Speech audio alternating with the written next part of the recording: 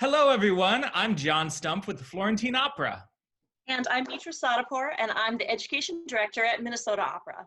We are here today to chat with Kathryn Henry, soprano extraordinaire and Cinderella in Florentine's touring production of Cinderella. Hello, Kathryn. Hi. Hi, everyone. I'm so excited. You can also call me Katie. No professionalism here. Oh, good. Katie. Yeah. So, Katie, I'm excited to talk to you today because I have known you for quite a while. I've known you since you were an undergraduate student at UW-Milwaukee, studying with a very good friend of mine, Dr. Tanya Cruz. Yeah. So, in some ways, I feel like I've had the privilege of watching you grow up as a singer. That's been really great. So it's great to see you today, and this is just a charming production, and you're so good in it. So I was so happy to see that. Thank you. Katie, do you remember your first opera experience, and what was it like? Either you performing or anything that you saw as a kid?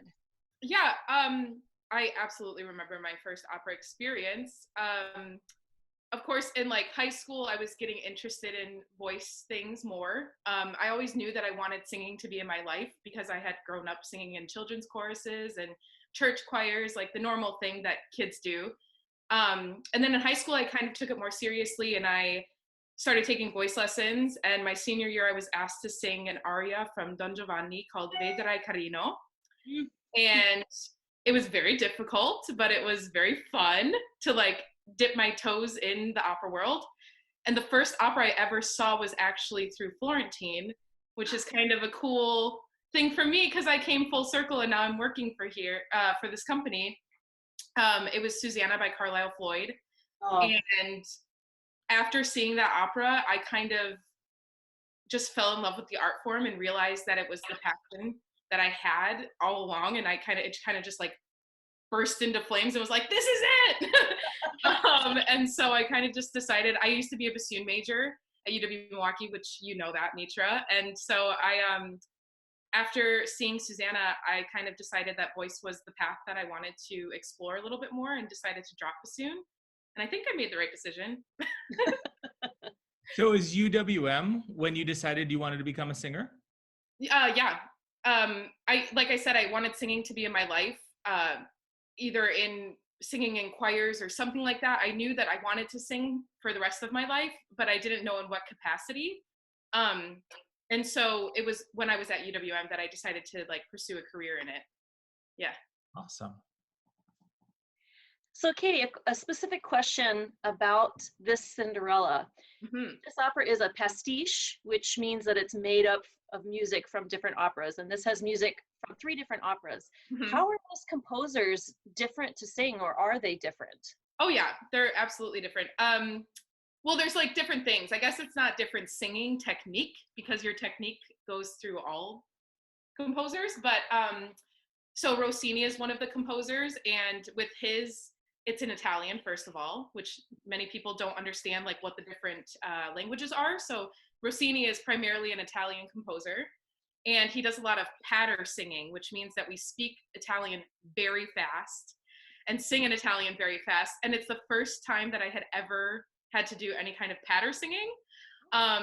So for me, that was a difficult task to learn, but once you got it, it was so fun. You felt so accomplished. And now whenever we did the shows, it was probably some of my favorite parts is doing the patter singing because I was like, yeah, I can do it. The Viardot is gorgeous. And the section that both Megan and I sing, we sing the same thing just at different times in the opera. It's unaccompanied, so it kind of felt like folk songy to me. And I really loved that because it meant that I could put a little of my personality into it more, that I didn't have strict rules to follow by the composer. Not that you can't make your choices with other composers, but I definitely felt like in the Viardot parts, I could play a little bit more, and it was different every time, which was very fun.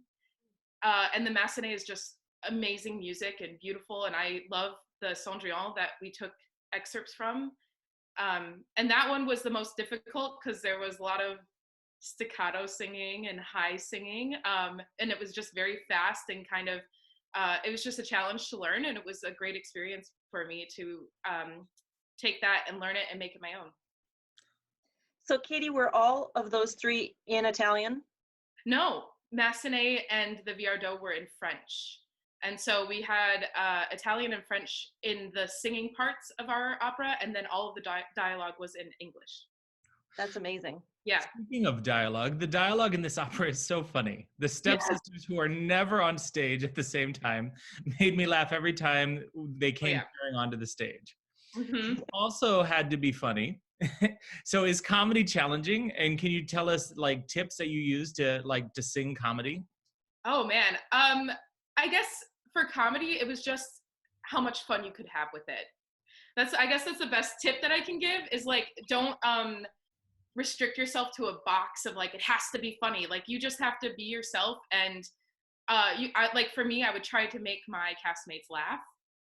Especially in the rehearsal process of like, if you could do that, then that was great because that meant that you were getting somewhere with the text or with the singing or whatever. And even throughout our shows, you could see the show kind of shifting and getting funnier through spots. And it was very fun. It's not super challenging. It's just the fact that you have to remember to have fun with it and not put any serious notes on it. So. Lovely. Well, speaking of having fun, Katie, both John and I have brought our dusting implements. Yes. In honor of Cinderella. Mm-hmm.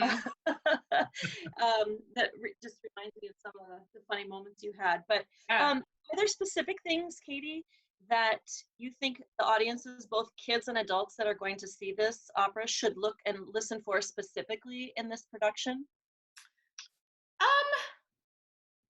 I think the interesting part of our Cinderella is that it is the story, but it's so condensed for it because it's a children's opera. So we had to condense the story a bit. And just how quickly the relationships form, I guess is the biggest thing to watch for. Like, so for the Prince and Cinderella, like we meet once and we're like, oh, hi, you're the one I want to be with, right? It's so interesting. But it's like, it's so fast in this opera. But I also just love the relationship of how the relationship between my stepsisters, which is played by one person, Megan, how our relationship changes throughout the opera.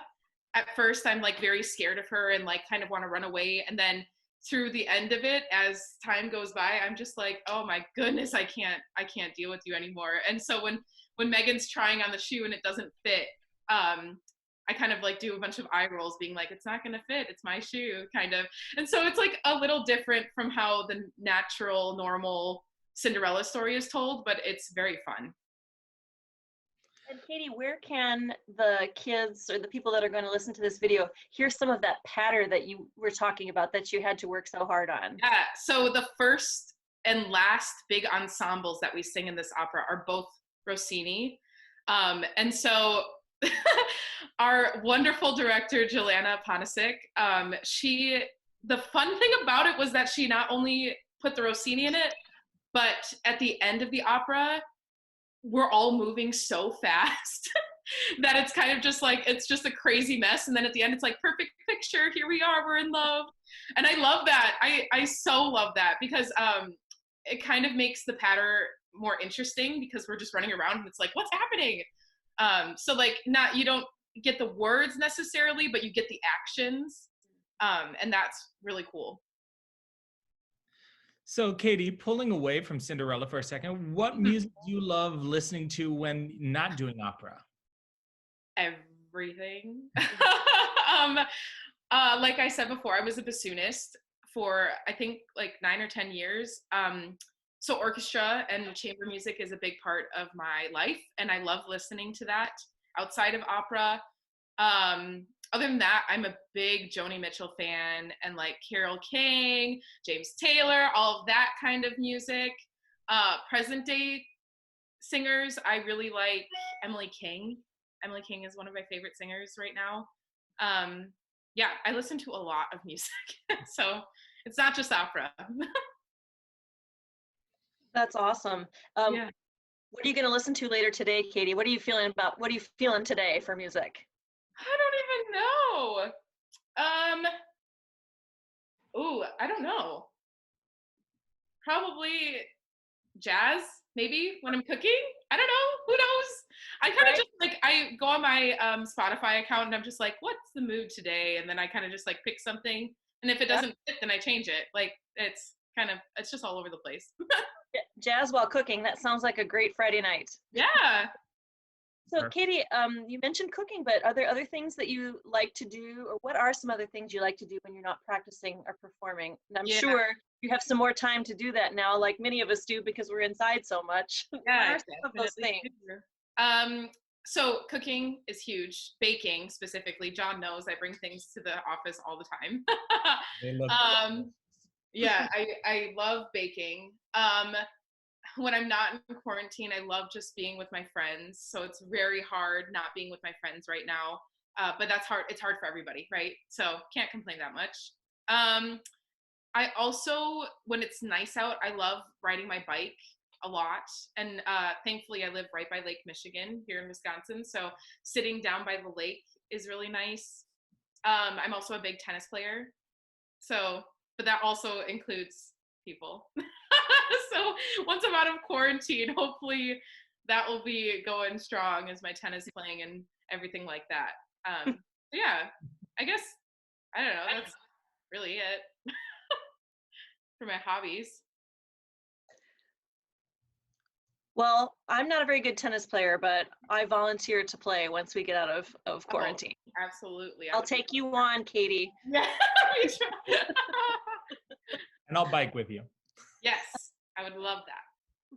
Well, Katie, thank you so much for taking time to talk with us today and letting the audience know more about you. Yeah, I love it. I love to share my story and love connecting with everyone. So it's fun. And thank you everyone that's out there right now and if you have not gotten a chance to see Cinderella or want to see it again, please visit florentineopera.org/Cinderella-4-schools.